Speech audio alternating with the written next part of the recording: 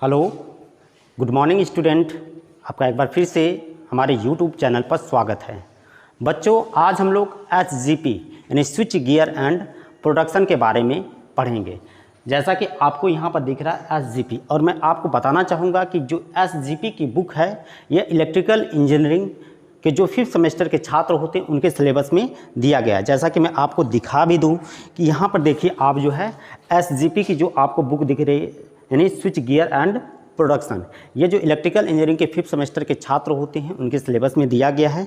आज इसके बारे में हम लोग पढ़ेंगे एक कंप्लीट चैप्टर के बारे में। तो सबसे पहले इसमें कौन कौन से चैप्टर, कौन कौन से लेसन आपको दिए गए हैं उसके बारे में मैं आपको थोड़ी सी जानकारी दे दूँ। तो यहाँ पर देखिए, जैसे विषय सूची में अगर आप देखेंगे तो यहाँ पर कुछ आपको चैप्टर देकर रखे गए हैं जिसके बारे में आपको पढ़ना है। यहाँ पर देखिए, सबसे पहला जो चैप्टर है वैद्युत प्रदोष यानी इलेक्ट्रिकल फॉल्ट के बारे में आपको पढ़ना है। दूसरा जो है स्विच गियर के बारे में पढ़ना है। तीसरा जो है प्रोटेक्टिंग स्कीम यानी जो रक्षण योजनाएं हैं इसके बारे में पढ़ना है।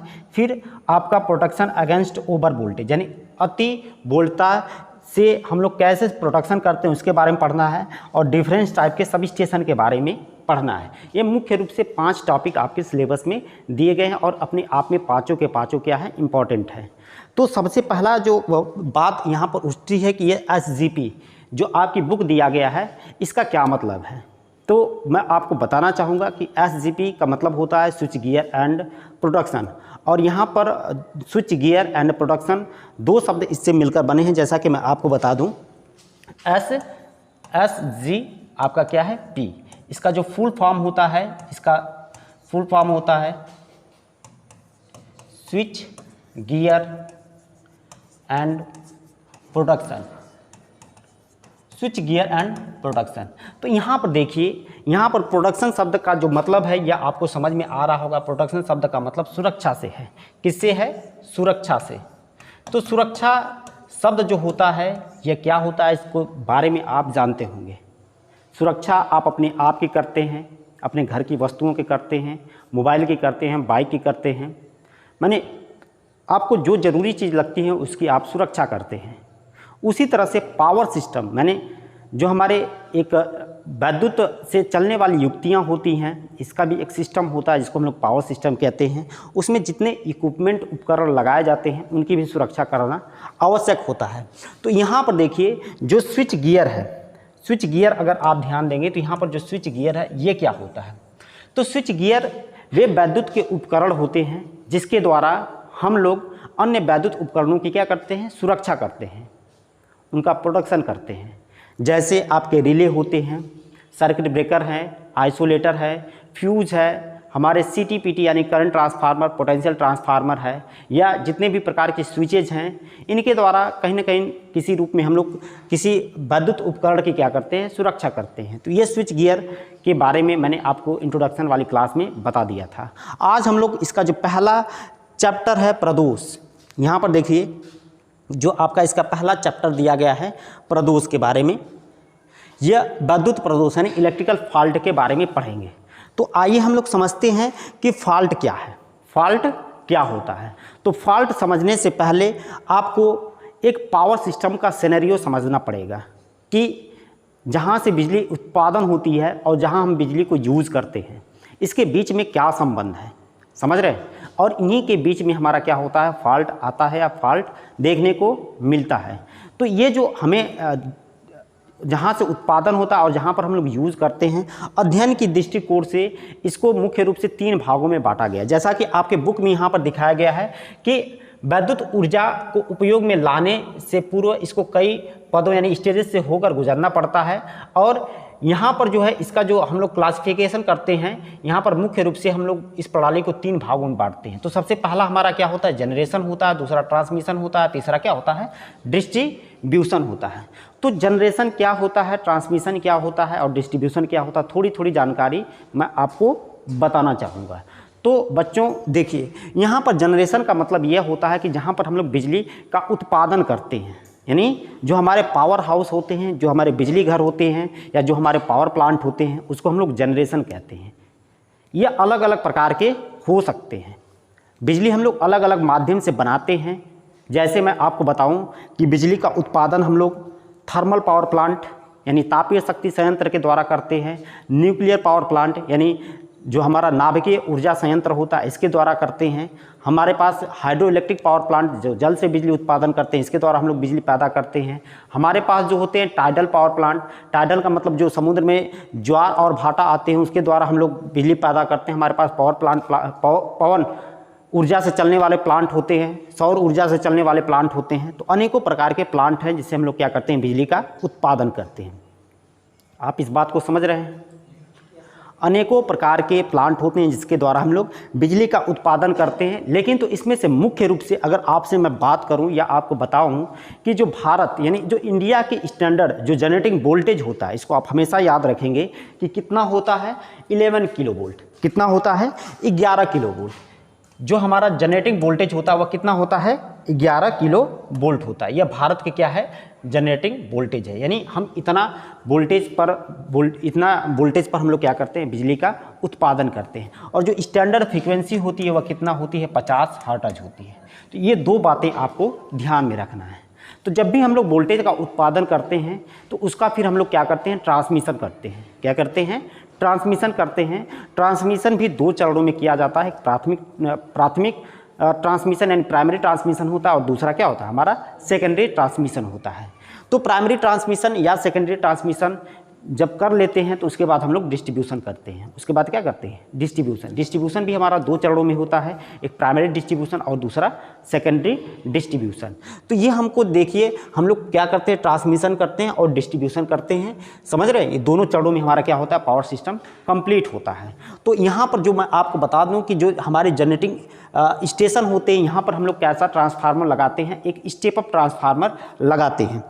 देखिए मैं आपको बता दूं कि जनरेटिंग स्टेशन पर हम लोग कैसा ट्रांसफार्मर लगाते हैं, स्टेप अप ट्रांसफार्मर। यानी स्टेप अप ट्रांसफार्मर का प्रयोग करते हैं। और यह क्या करता है, यह काम क्या करता है, यह 11 किलो वोल्ट की जो वोल्टता हमने पैदा किया है ना, इसको बदल देता है।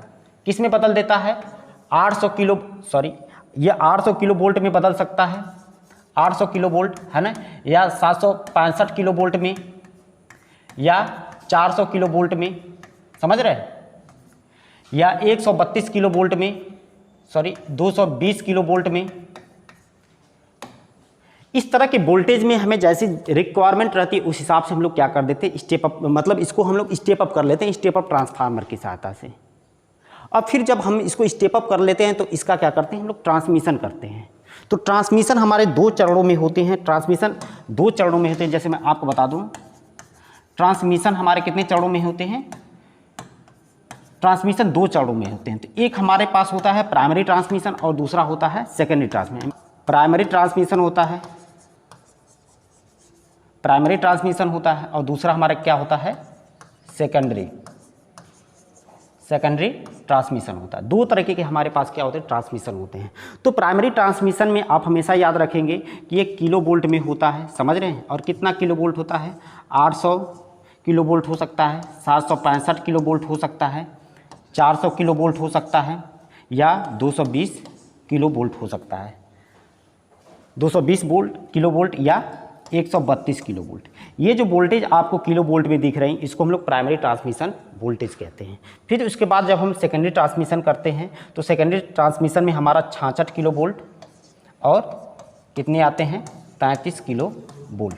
ये हमारे पास होते हैं सेकेंडरी ट्रांसमिशन वोल्टेज, समझ रहे हैं। तो जब एक बार ट्रांसमिशन हम लोग कर लेते हैं तो फिर उसका हम लोग क्या करते हैं, डिस्ट्रीब्यूशन करते हैं। क्या करते हैं, डिस्ट्रीब्यूशन करते हैं। यानी डिस्ट्रीब्यूशन का मतलब क्या कहते हैं, वितरण।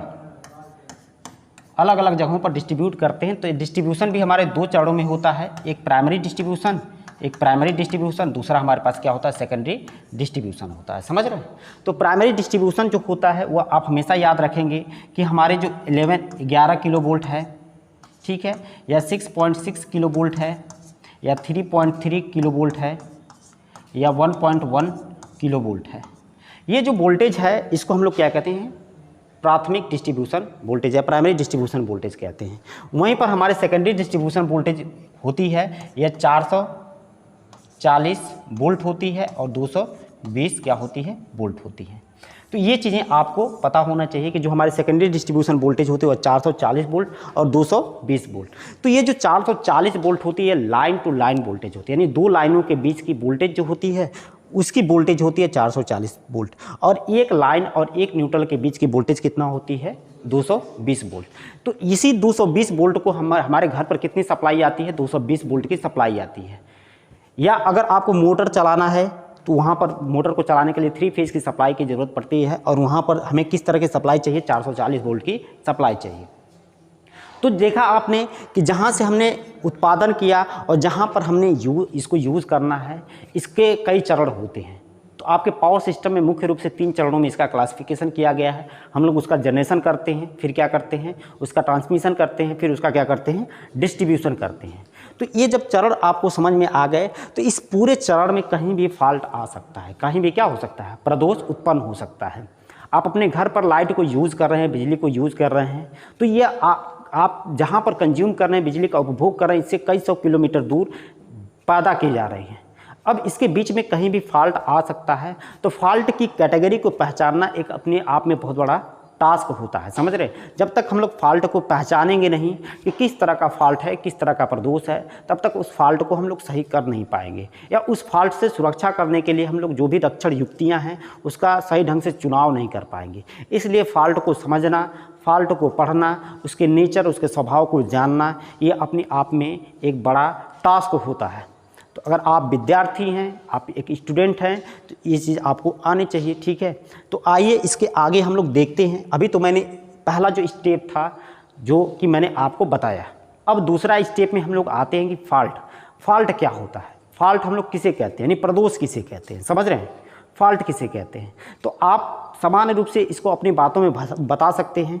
आप जानते हैं कि आपके घर का कोई सिस्टम है, सिस्टम का मतलब ये है कि आपने अपने घर पर सप्लाई ले रखा है, आपके घर के पंखा चल रहे हैं, कूलर चल रहा है, फ्रिज चल रहा है, एसी चल रहा है, मैंने सारे जो इलेक्ट्रिकल से चलने वाले उपकरण हैं वो सुचारू रूप से काम कर रहे हैं। किसी कारणवश कोई उपकरण आपका काम नहीं कर रहा है तो आप उसको क्या कहते हैं कि ख़राब हो गया। तो वो उपकरण ख़राब नहीं हो सकता है कि कहीं लाइन में आपके फॉल्ट आ जाए, कोई कहीं लाइन आपकी क्या हो जाए, टूट जाए, समझ रहे हैं। तो ये फॉल्ट कहीं भी किसी भी रूप में हो सकता है, हो सके तो आपके उपकरण में भी फॉल्ट आ जाए, समझ रहे हैं कि नहीं।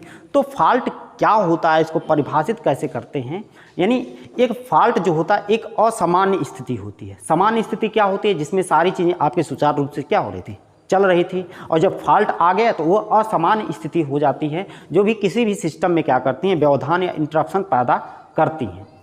किसी भी सिस्टम में क्या करते हैं, व्यवधान या रुकावट या इंटरप्शन पैदा करती हैं। तो जब भी आप ये जानते रहिए कि फॉल्ट आता है तो उस समय वोल्टेज का मान, करंट का मान, फ्रीक्वेंसी का मान, फेज डिफरेंस का मान एक निश्चित मान से या तो कम हो जाएगा या तो बढ़ जाएगा, समझ रहे। तो फॉल्ट क्या होता है, फॉल्ट कैसे हम लोग बता सकते हैं कि फॉल्ट एक ऐसी स्थिति है जिसमें सिस्टम हमारा अनस्टेबल हो जाता है और उस समय हमारे लाइन में वोल्टेज, करंट, फ्रीक्वेंसी या पावर का मान एक निश्चित मान से या तो बढ़ सकता है या तो घट सकता है। तो जब ऐसी स्थिति पैदा होती है तो उसको हम लोग क्या कहते हैं, फॉल्ट कहते हैं। तो आइए हम लोग देखते हैं, देखिए तब उसको हम लोग क्या कहते हैं, फॉल्ट कहते हैं।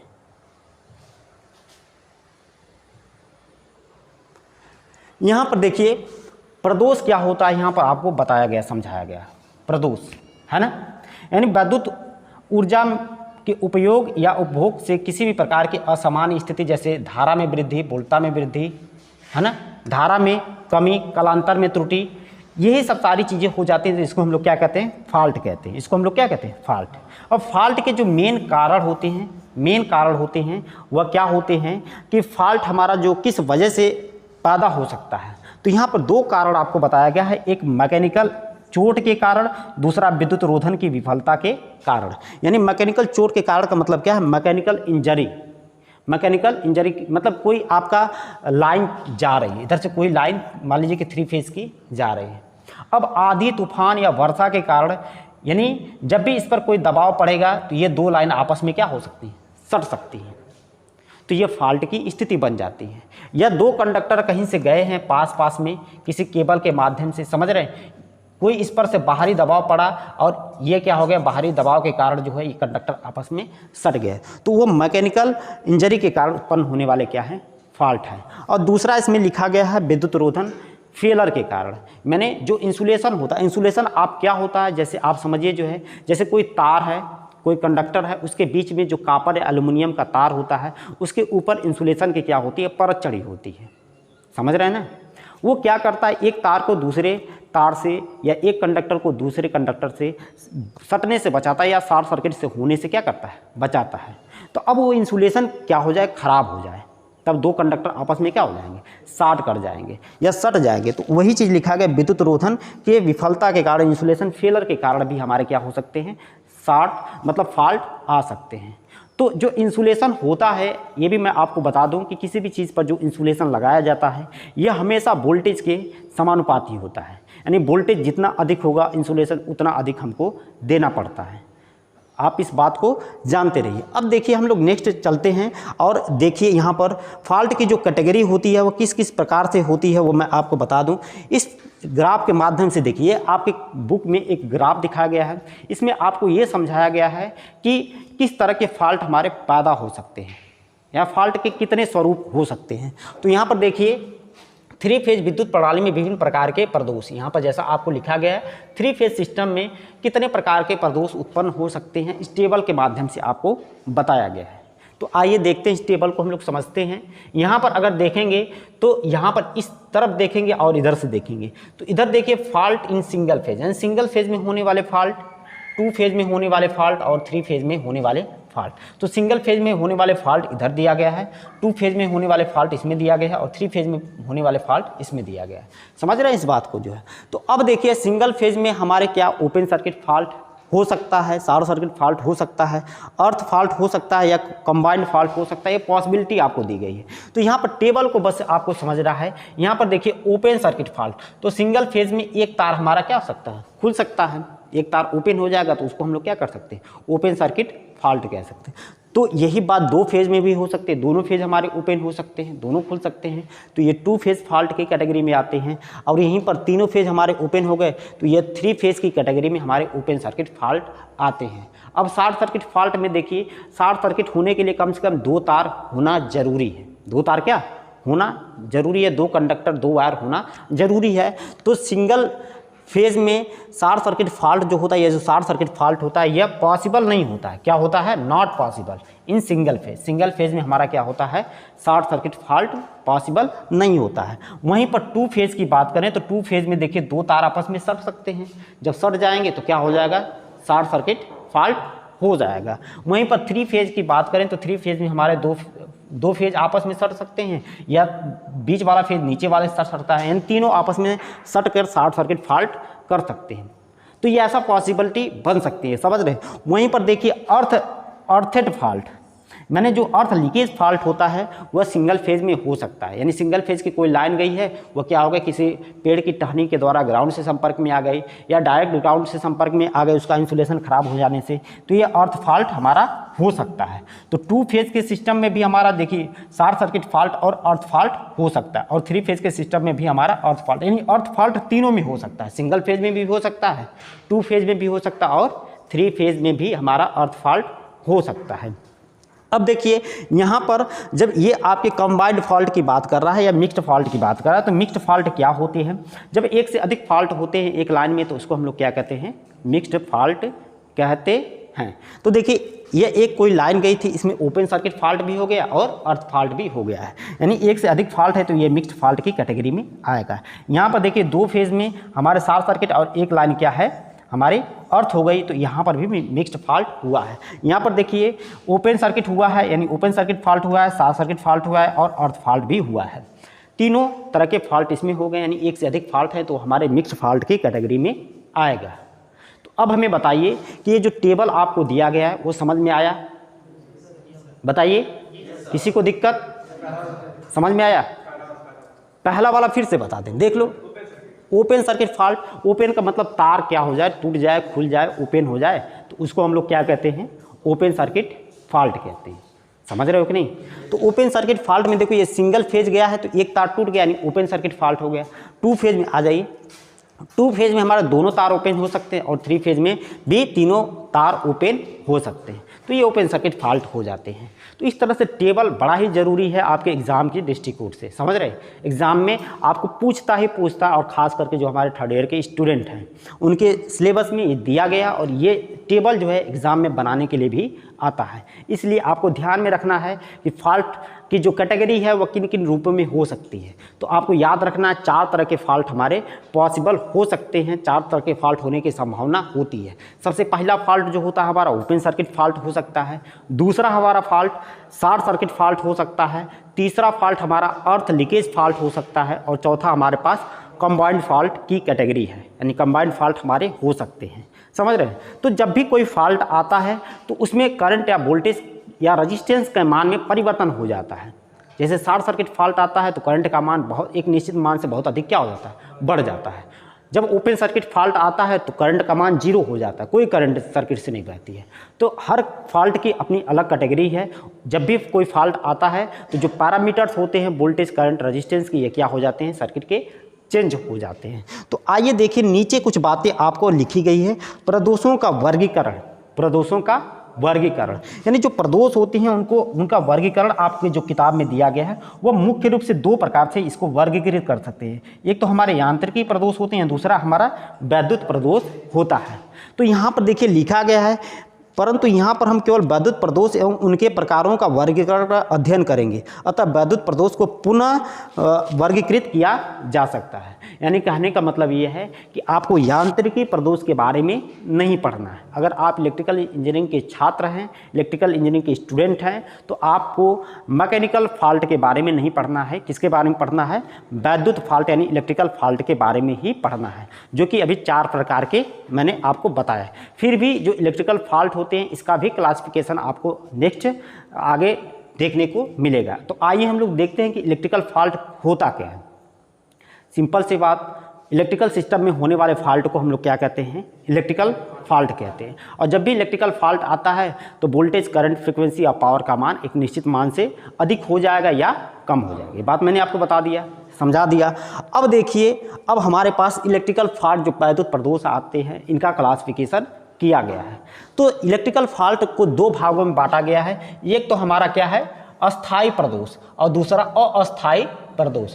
अस्थाई प्रदोष को हम लोग परमानेंट फॉल्ट कहते हैं, और दूसरा अस्थाई प्रदोष को हम लोग टेम्पररी फॉल्ट कहते हैं।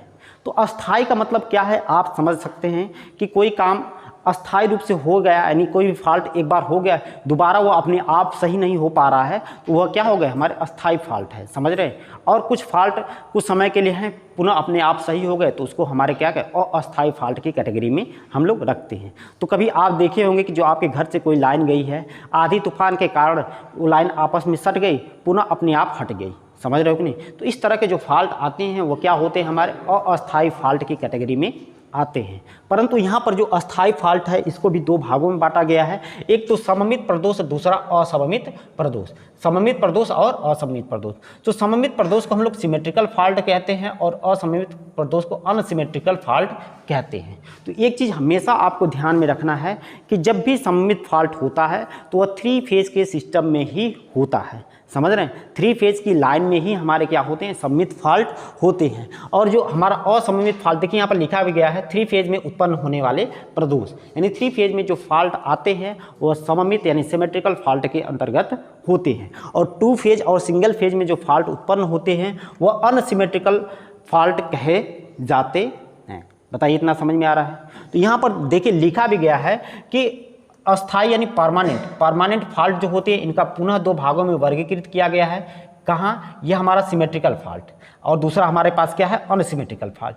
तो एक चीज़ हमेशा याद रखना कि जो सिमेट्रिकल फॉल्ट होता है वह क्या होता है, 3 फेज में आने वाला फॉल्ट है। और जब भी सिमेट्रिकल फॉल्ट होता है, सममित प्रदोष आता है, तो उस समय तीनों फेज में वोल्टेज करंट का मान क्या होता है, समान होता है। तीनों फेज में क्या होता है, वोल्टेज करंट का मान समान होता है।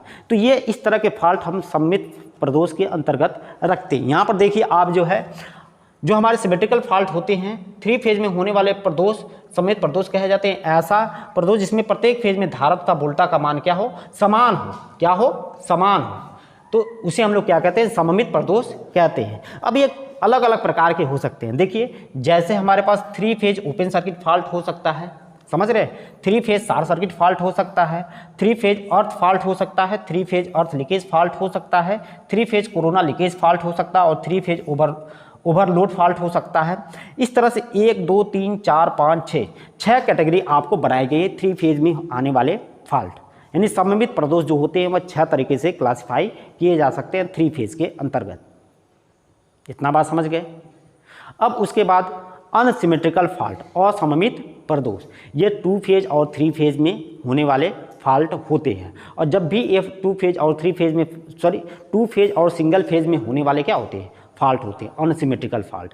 और जब भी ये फॉल्ट आते हैं तो प्रत्येक फेज में वोल्टेज या करंट के मान में क्या हो जाता है, परिवर्तन हो जाता है, यानी प्रत्येक फेज में वोल्टेज और करंट का मान समान नहीं रहता है। तो यहाँ पर देखिए, यहाँ पर जो असममित प्रदोष है, वैद्युत प्रणाली में उत्पन्न होने वाले प्रदोष जो केवल सिंगल फेज या 2 फेज में उत्पन्न हो, उन्हें असममित प्रदोष कहा जाता है। यानी ऐसा प्रदोष जिसमें फेज में धारा और वोल्टता का मान असमान हो जाए, यहाँ पर देखिए असमान हो जाए, उसे असममित प्रदोष कहते हैं। इसके निम्नलिखित प्रकार हो सकते हैं।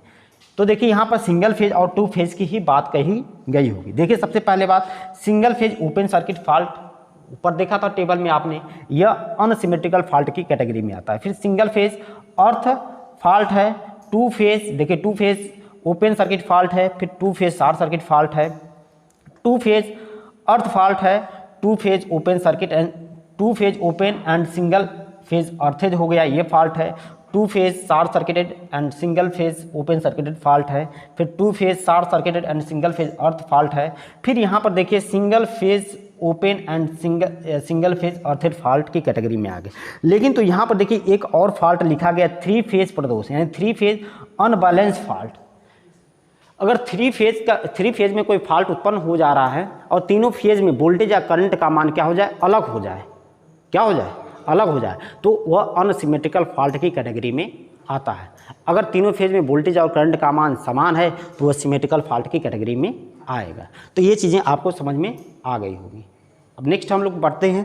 अब देखिए आगे हम लोग चलते हैं। तो यहाँ पर देखिए अब जो है अस्थायी प्रदोष, देखिए यहाँ पर लिखा गया है अस्थायी, यानी जो हमारे अस्थायी टेम्पररी प्रदोष होते हैं, समझ रहे हैं, ये स्वतः ही क्या हो जाते हैं, दूर हो जाते हैं, स्वतः ही क्या हो जाते हैं, दूर हो जाते हैं। ऐसे प्रदोष सेल्फ क्लियरिंग फॉल्ट माने अस्थायी, मतलब परमानेंट नहीं होते हैं। जैसे मैंने आपको बताया कि आधी तूफान वर्षा की वजह से 2 लाइन के कंडक्टर आपस में जुड़ गए, फिर जैसे ही उस पर दबाव कम हो स्वतः ही अपने आप क्या हो गए, हट गए, छूट गए।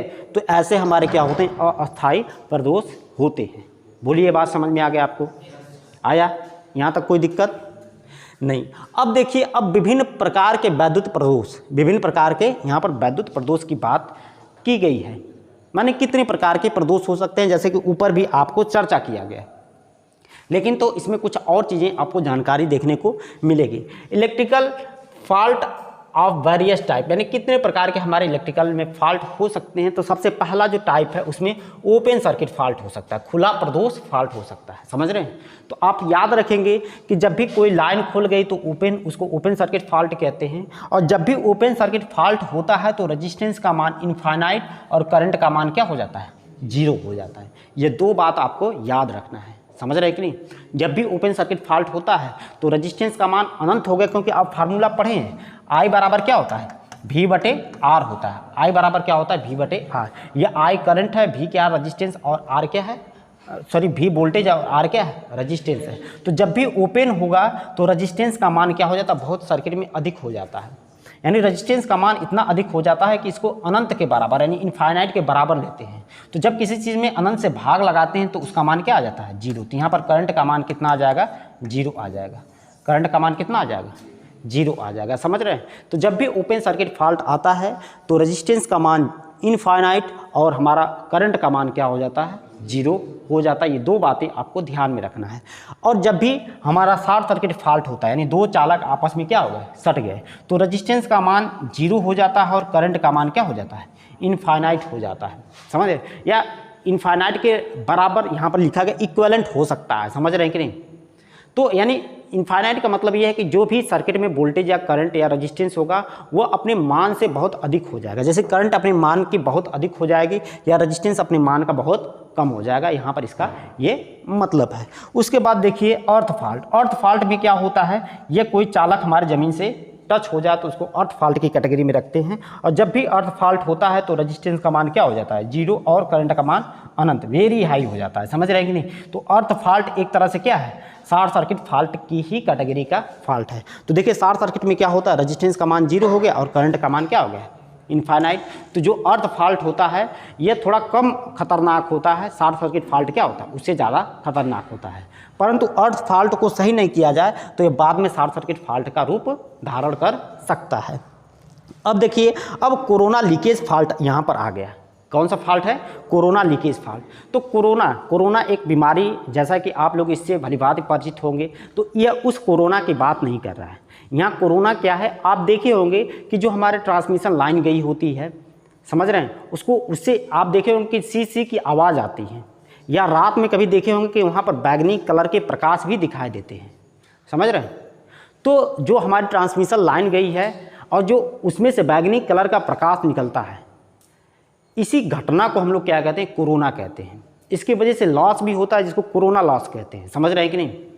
तो जब भी कोरोना होता है तो उस कंडक्टर के आसपास की जो वायर होती है, सरफेस होता है, वह ब्रेक डाउन हो जाती है और उसके आसपास की जो एयर है उसमें भी करंट बहने लगती है।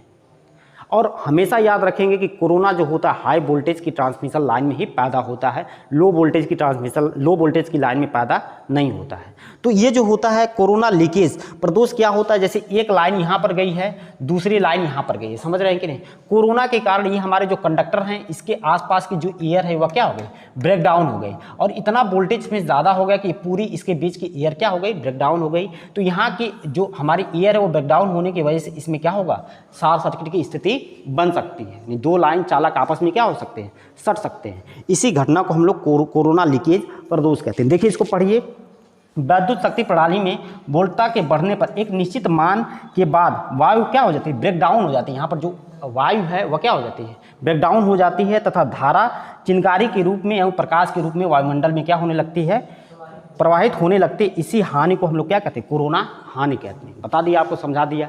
अब देखिए नेक्स्ट आइए देखते हैं हम लोग जो है, अब वैद्युत शक्ति प्रणाली का स्टेबिलिटी। आपको नेक्स्ट क्या दिया गया है, वैद्युत शक्ति की प्रणाली की जो स्टेबिलिटी है यह क्या होती है। तो स्टेबिलिटी का मतलब यहाँ पर क्या मतलब है, स्टेबिलिटी का मतलब ये है कि स्टेबल का मतलब कोई सिस्टम जितना स्टेबल रहेगा उसमें होने वाले प्रदोष उतना कम होंगे। समझ रहे हैं कि नहीं। कोई सिस्टम जितना स्टेबल होता है उसमें आने वाले प्रदोष क्या होते हैं, उतना कम होते हैं। तो जो प्रदोष होते हैं वह स्टेबिलिटी के क्या होते हैं, व्युत्क्रमानुपाती होते हैं। तो जो प्रदोष होते हैं वह प्रतिबाधा के क्या, यानी जो स्टेबिलिटी है और जो प्रदोषी धारा है एक दूसरे के क्या होते हैं, इन्वर्सली प्रोपोर्शनल होती है। क्या होती है, इन्वर्सली प्रोपोर्शनल। यानी कोई सिस्टम जितना स्टेबल रहेगा, जितना उसकी स्टेबिलिटी कम रहेगी उसमें शॉर्ट सर्किट करंट का मान क्या होगा, उतना अधिक होगा। या स्टेबिलिटी जितना अधिक रहेगी उसमें शॉर्ट सर्किट करंट का मान क्या होगा, उतना कम होगा। और जो हमारा प्रदोषी धारा है, जो प्रदोषी धारा है वह क्या होता है, जो हमारी प्रतिबाधा होती है, जो हमारी लाइन की प्रतिबाधा होती है उसकी भी क्या होता है, व्युत्क्रमानुपाती होता है। डीसी परिपथ में आप जानते हैं आई बराबर क्या होता है, V/R होता है। वहीं पर एसी परिपथ में आई बराबर क्या होता है, V/Z होता है। V/ क्या होता है, Z। ये Z को ही हम लोग क्या कहते हैं, प्रतिबाधा कहते हैं। प्रतिबाधा कहते हैं। Z को हम लोग क्या कहते हैं, प्रतिबाधा। Z से हम लोग प्रदर्शित करते हैं। इसकी यूनिट जो होती है, इसकी यूनिट क्या होती है, यूनिट क्या होती है, ओम ही होती है। क्या होती है, ओम होती है। यूनिट क्या होती है, ओम। और Z बराबर होता है क्या, R² plus XL minus XC का होल स्क्वायर। ये बातें आपको ध्यान में रखना है। जहाँ R सर्किट का रेजिस्टेंस होता है, XL जो हमारी कॉइल होती है, जो वाइंडिंग होती है उसका रेजिस्टेंस होता है, और जो XC होता है वो हमारे जो कैपेसिटेंस सर्किट में पैदा होता है उसका रेजिस्टेंस होता है। इसका सबका अलग अलग नाम है। इसको रेजिस्टेंस कहते हैं, इसको इंडक्टिव रिएक्टेंस कहते हैं, इसको कैपेसिटिव रिएक्टेंस कहते हैं। समझ रहे हैं। तो ये हमारा Z का मान इतनी बातों पर निर्भर करता है। तो यहाँ पर देखिए जो हमारी स्टेबिलिटी होती है, चूँकि Z का मान जितना अधिक होगा करंट का मान क्या होगा, उतना कम होगा। या Z का मान जितना कम होगा आपका करंट का मान उतना अधिक होगा। तो ये स्टेबिलिटी के क्या होती है, इन्वर्सली प्रोपोर्शनल होती है। तो ये जो हमारी प्रतिबाधा होती है वो डायरेक्टली क्या हो जाएगी, हमारी स्टेबिलिटी के समानुपाती हो जाएगी। अब यहाँ पर देखिए, अब जो हमारा अति धारा का प्रभाव यानी इफेक्ट ऑफ ओवरलोड, इसके क्या प्रभाव हो सकते हैं। तो ओवरलोड फॉल्ट हो सकता है। क्या हो सकता है, ओवरलोड फॉल्ट हो सकता है, या पहला इसमें लिखा गया ओवरलोड फॉल्ट। अब ओवरलोड फॉल्ट क्या होता है, जब वैद्युत, यदि क्या लिखा गया, ओवरलोड हो जाता है, यदि कोई वैद्युत प्रणाली ओवरलोड हो जाती है तो धारा का मान क्या हो जाता है, निर्धारित धारा से बहुत अधिक बढ़ जाता है और उसकी स्टेबिलिटी क्या हो जाती है, घट जाती है। तो धारा का मान दो स्थिति में बढ़ता है। धारा का मान हमेशा याद रखना दो स्थिति में बढ़ता है, एक तो ओवरलोड हो जाए, समझ रहे हैं, दूसरा शॉर्ट सर्किट हो जाए। दूसरा क्या हो जाए, शॉर्ट सर्किट हो जाए।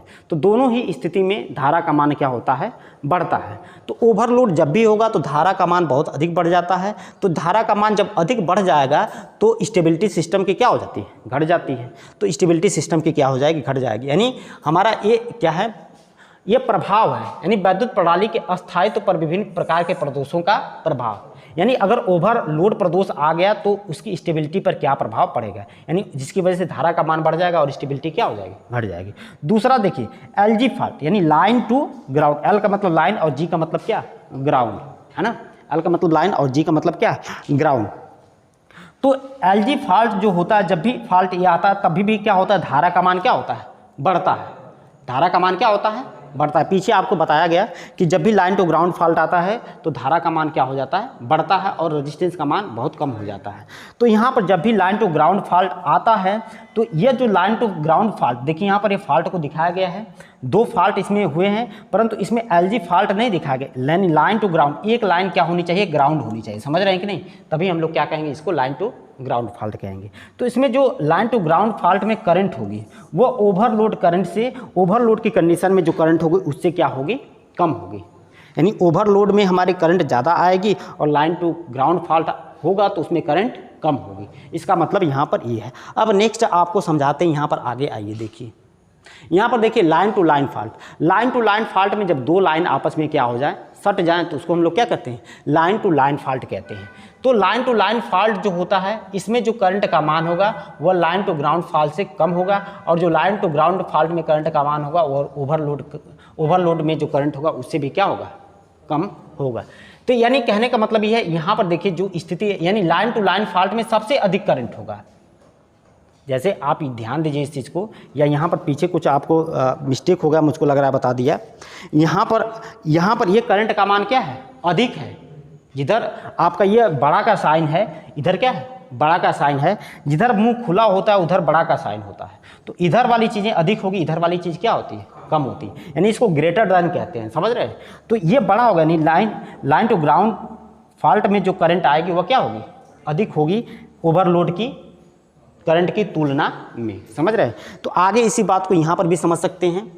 यहाँ पर देखिए सबसे ज़्यादा करंट हमारी कहाँ पर होगी, लाइन टू लाइन में होगी, उससे ज़्यादा लाइन टू उससे कम होगी और सबसे कम ओवरलोड में आएगी, समझ रहे हैं। तो यहाँ पर ये चीज़ आपको समझना है। उसी प्रकार से अब देखिए double line to ground fault, double line to ground fault. तो double line to ground fault में देखिए ये आपको सिस्टम दिखाया गया है, यानी double line to ground fault में सबसे अधिक करंट होगी, उससे कम करंट लाइन टू लाइन में होगी, उससे कम करंट हमारे लाइन टू ग्राउंड में होगी और सबसे कम ओवरलोड में होगी। फिर उसके बाद triple line to ground fault, तो तीन लाइन आपस में सट गई, तो triple line to ground fault में सबसे अधिक करंट होगी, उससे कम हमारे डबल लाइन टू ग्राउंड में, फिर लाइन टू लाइन में, फिर लाइन टू ग्राउंड में, फिर ओवरलोड के कारण जो करंट होगी, ये इसका रेशियो दिया गया है, समझ रहे हैं। फिर आगे देखिए triple line to fault, triple line to short circuit fault. तीन लाइन में जब फॉल्ट आ जाता है तो इसमें क्या होता है, देखिए तीन लाइन में जब फॉल्ट आ जाता है तो तीनों लाइन में जो करंट होगी वह क्या होगी, सबसे अधिक होगी। उसके बाद ट्रिपल लाइन टू ग्राउंड में उससे कम करंट होगी, फिर डबल लाइन टू ग्राउंड में उससे कम करंट होगी, और डबल लाइन में उससे कम होगी, लाइन टू ग्राउंड में उससे कम होगी, और सबसे कम करंट हमारी कहाँ पर होगी, ओवरलोड के कारण जो करंट होगी वह सबसे कम होगी। बताइए इतना बात समझ गए। अब देखिए आगे हम लोग बढ़ते हैं। आगे देखिए यह causes of various type of fault, यानी विभिन्न प्रकार के जो फॉल्ट आते हैं उसके कारण क्या हो सकते हैं, तो इसको भी आप देख सकते हैं। सबसे पहला कारण है खुला प्रदोष के कारण। जब भी खुला प्रदोष होता है तो उसके क्या क्या कारण हो सकते हैं।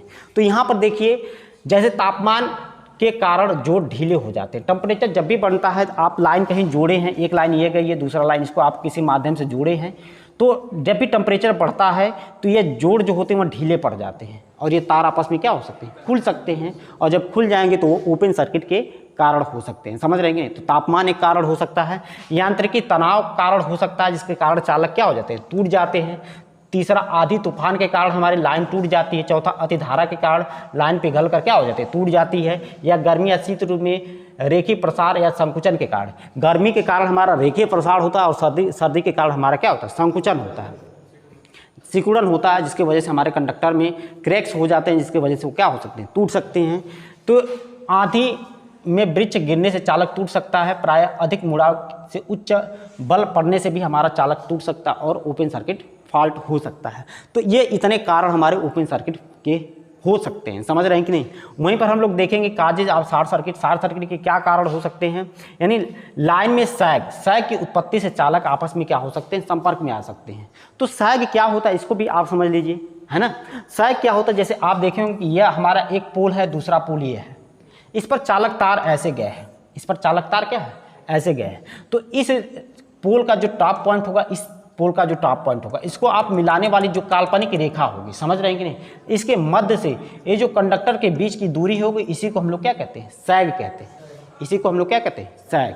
तो सैग जो होता है, यह क्या होता है, जो हमारे टावर या पोल या खंभा होते हैं, उसका जो टॉप पॉइंट होता है, उसको मिलाने वाली जो क्षैतिज रेखा होती है, उसके मध्य बिंदु से कंडक्टर के बीच की दूरी को हम लोग क्या कहते हैं, सैग कहते हैं। उसको हम लोग क्या कहते हैं, सैग। तो यह टेंशन, मतलब चालक जितना तना रहेगा, सैग उतना कम होगा। समझ रहे हैं कि नहीं? तो कुछ बातों पर आपका सैग निर्भर करता है। तो यहाँ पर अगर आप सैग की बात करें तो सैग जो होता है, यहाँ पर देखिए, अगर एक चालक तार है, यहीं पर दूसरा चालक तार है, यहीं पर तीसरा चालक तार है, तो सैग की वजह से ये चालक तार आपस में क्या हो सकते हैं, सट सकते हैं, जिसकी वजह से शॉर्ट सर्किट हो सकता है। जिसकी वजह से क्या हो सकता है, लघु प्रदोष या शॉर्ट सर्किट उत्पन्न हो सकता है शायद सैग की वजह से। दूसरा, किसी वृक्ष की टहनी कटकर टूटकर दो चालकों से जुड़ जाए, तभी भी हमारा क्या हो सकता है, शॉर्ट सर्किट हो सकता है। तीसरा, विद्युत रोधन खराब हो जाए तो हमारा क्या हो सकता है, भूमिगत केबल का विद्युत रोधन खराब हो जाए तो शॉर्ट सर्किट हो सकता है। फिर सिरोपरी लाइन का विद्युत रोधन फेल हो जाए, जो सिरोपरी मतलब जमीन से ऊपर लाइन गई रहती है, उसको हम लोग क्या कहते हैं, सिरोपरी लाइन या ट्रांसमिशन लाइन कहते हैं। समझ रहे हो कि नहीं? तो उसमें विद्युत रोधन खराब हो जाए तो हमारा क्या होगा, शॉर्ट सर्किट फॉल्ट हो सकता है। और तीसरा, सिरोपरी लाइन का पक्षी, बंदर, पतंग की डोर आदि जुड़ जाने के कारण भी हमारा शॉर्ट सर्किट फॉल्ट हो सकता है। तो अब देखिए, अर्थ फॉल्ट के कारण क्या हो सकते हैं। पोर्सलिन विद्युत रोधन का, मैंने टावर वर पर जो विद्युत रोधन इंसुलेटर लगाया जाता है, वह क्या हो जाए, खराब हो जाए, तो कंडक्टर हमारे पोल के संपर्क में हो जाएंगे और हमारा अर्थ लीकेज फॉल्ट हो जाएगा। दूसरा हमारा लिखा गया यहाँ पर, किसी लंबे पेड़ से चालक का संपर्क हो जाना है। कोई पेड़ बहुत बड़ा है और वो कंडक्टर से जाकर टच में आ गया तो अर्थ लीकेज फॉल्ट हो जाएगा। तीसरा हमारा है, चालक तार पर बैठे पक्षी, बंदर के कारण चालक तार तथा टावर के बीच में कोई संपर्क बन जाए तो इसकी वजह से हमारा अर्थ लीकेज फॉल्ट हो सकता है। और चौथा, अंडरग्राउंड केबल पर यांत्रिकी आघात लगने से इंसुलेशन खराब हो जाए तो हमारा अर्थ लीकेज फॉल्ट हो सकता है। तो ये 3-4 कारण एक बार आप पढ़ लेंगे तो आपको चीज़ें समझ में आ जाएगी। नेक्स्ट आपका दिया गया है शॉर्ट सर्किट करंट।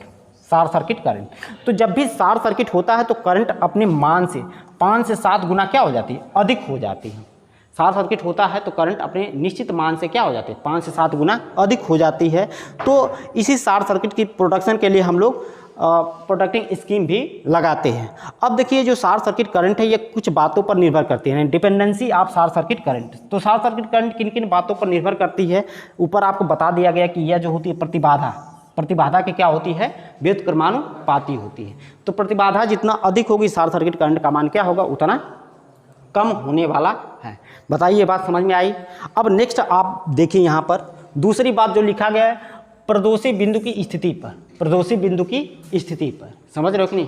तो कहने का मतलब यह है कि मान लो कि यहाँ पर हमारा जनरेटिंग स्टेशन है, यहाँ पर क्या है, जनरेटिंग स्टेशन है, यहाँ से 3 लाइन गई है ना, 3 लाइन गई और यह बीच में कोई ट्रांसफार्मर लगाया गया है यहाँ पर, फिर आगे कोई लोड लगाया गया और बीच में हमारा क्या हो गया, फॉल्ट आ गया। यहाँ पर क्या आ गया, फॉल्ट आ गया, यानी 2 लाइन या 3 लाइन आपस में सट गई। तो यहाँ से यहाँ तक की जो दूरी होगी, है ना। और इस दूरी के बीच में ये जो चालक तार गए या ट्रांसमिशन या हमारे जनरेटिंग यहाँ जनरेटर या अल्टरनेटर लगाए गए, इसकी जो प्रतिबाधा होगी इस पर हमारी प्रदोषी करंट या फॉल्ट करंट निर्भर करेगी, समझ रहे हो कि नहीं।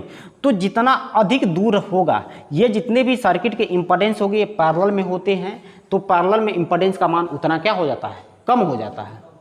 पैरेलल में इम्पीडेंस का मान क्या हो जाता है, उतना कम हो जाता है। और कम हो जाने से जितना अधिक दूरी पर फॉल्ट होगा, फॉल्ट करंट का मान क्या होगा, उतना अधिक होगा। तो देखिए ये बात यहाँ पर क्या लिखी गई है, यानी शक्ति प्रणाली में लघुपथ धारा का मान उत्पादन स्रोत से प्रदोषी बिंदु की दूरी पर निर्भर करता है। जैसे उत्पादन सोर्स मैंने यहाँ पर बता दिया जनरेटिंग स्टेशन, और यहाँ पर कोई फॉल्ट आ गया, प्रदोषी बिंदु प्रत्यावर्तक से अधिक दूरी पर होता है तो प्रदोषी धारा का मान क्या होता है, अत्यधिक होता है। जितना अधिक दूरी पर होगा उतने सर्किट का इम्पीडेंस क्या हो जाता है, कम हो जाता है, और उसमें फॉल्ट करंट का मान क्या हो जाता है, उतना अधिक हो जाता है। तो ये बात आपको यहाँ पर लिखा गया है। तो यहाँ पर देखिए अत्यधिक होगा, क्योंकि लाइन के ट्रांसफार्मर प्रत्यावर्तक आदि समांतर में लगे होते हैं, और समांतर में इम्पीडेंस का